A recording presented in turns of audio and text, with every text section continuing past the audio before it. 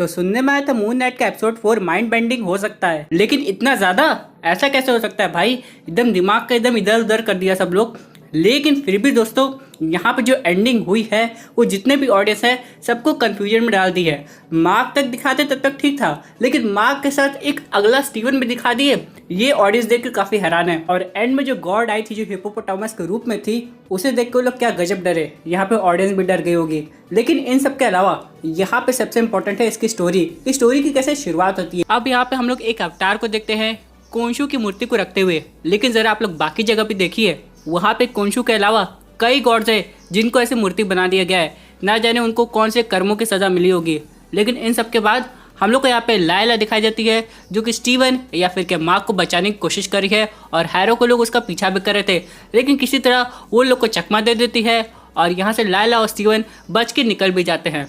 और यहाँ पे मार्क स्टीवन से कहता है कि मुझे बॉडी वापस करो, मैं लायला से बात करूँगा और इस जर्नी पे निकलूँगा। लेकिन यहाँ पे स्टीवन का दिल नहीं मानता, क्योंकि भाई उनका भी दिल लायला पे आ गया है। और यहाँ पे लोग एक जर्नी पे निकल जाते हैं।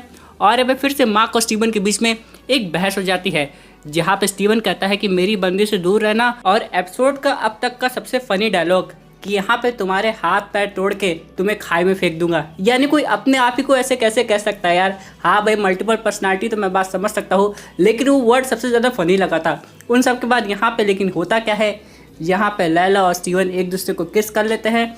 लेकिन यहाँ पे स्टीवन लैला को सच्चाई बताते हैं कि मार्क असल में उससे दूर क्यों जा रहा था। उसके बाद दोस्तों इन लोग की एक अजीब सी आर्कोलॉजी जर्नी शुरू हो जाती है। यहाँ पे वो लोग आमिड का पता लगाना चाह रहे थे, लेकिन बाद में उनकी जर्नी पे उन्हें ये पता चलता है कि आखिरी जो इजिप्शियन फ़ायरो था वही आमिड का अवतार था।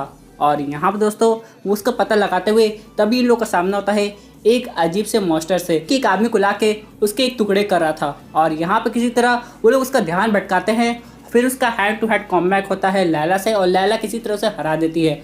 और यहाँ पे मार्क और स्टीवन फिर एक दूसरे से बात करके यहाँ पे उस ताबूत का पता लगा लेते हैं और ताबूत को खोलते भी है। लेकिन हम लोग को जो आमिड की मूर्ति थी ऐसे नहीं मिलती है। असल में दोस्तों उस ताबूत के अंदर जो मम्मी थी उसके अंदर वो थी जहाँ से स्टीवन ग्रांट हाथ में उसे निकाल पाया। और वही दोस्तों हैरो आके लायला को सब सच्चाई बता देते हैं कि असल में उसके पापा को मार्क ने ख़त्म किया है। और यहाँ पे लायला काफ़ी गुस्से में जाती है स्टीवन के पास और मार्क से बात करने की कोशिश करती है, जहाँ पे मार्क आके लायला को पूरी सच्चाई बताने की कोशिश करता है कि वो नहीं बल्कि उसका साथी था जिसकी वजह से उसके पापा ख़त्म हुए।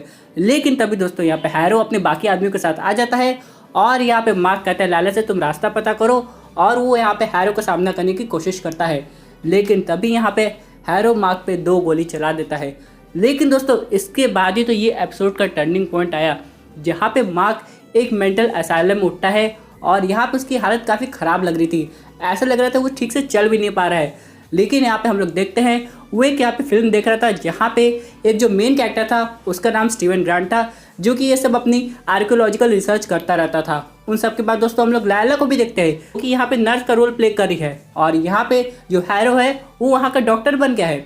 और ये सब देख के मार्क काफ़ी पागल सा हो जाता है। वो वहाँ से बच के भागने की कोशिश करता है, तभी उसे एक दरवाजे की आवाज़ सुनाई देती है कि अंदर मम्मी का ताबूत रखा रहता था, और उस ताबूत के अंदर से स्टीवन निकल जाता है। फिर वो दोनों वहाँ से भागते हैं और मार्क और स्टीवन दोनों को याद था कि हैरो ने उनको गोली मारी है। लेकिन अचानक दोस्तों उनके सामने एक हिप्पोपोटामस गॉड आ जाती है, यानी कि कोई देवी आ जाती है और उनको हेलो कहती है। और ये देख के लोग काफ़ी डर जाते हैं। और इसी के साथ दोस्तों ये वियर्ड एपिसोड एंड हो जाता है। लेकिन दोस्तों सबसे इंपॉर्टेंट बात यह है कि आखिरकार इनके दिमाग में चल के रहा है, क्या ये कोई वहम है या फिर शुरू से ही मार्क ऐसे मेंटल असाइलम में है। आखिरकार मून नाइट के जो पहले 3 एपिसोड में दिखाया गया क्या वो रियलिटी है, या फिर जो चौथे एपिसोड में आखिरी पार्ट दिखाया गया वो रियलिटी है। इन दोनों में से भाई कौन है, अब देखते हैं कि 5वें एपिसोड में क्या होगा। तो दोस्तों ये थी अमेजिंग अपडेट जो कि रिलेटेड थी मून नाइट के एपिसोड 4 से। आई होप आपको वीडियो पसंद आई होगी। वैसे आपकी क्या व्यूज पर्टिकुलर टॉपिक पे अपनी व्यूज जरूर कमेंट कीजिए। और दोस्तों अगर आप ऐसे सुपर हीरो कंटेंट एंजॉय करना चाहते हैं तो हमारे चैनल को सब्सक्राइब करके हमारे सुपर हीरो फैमिली का हिस्सा बन जाएगा।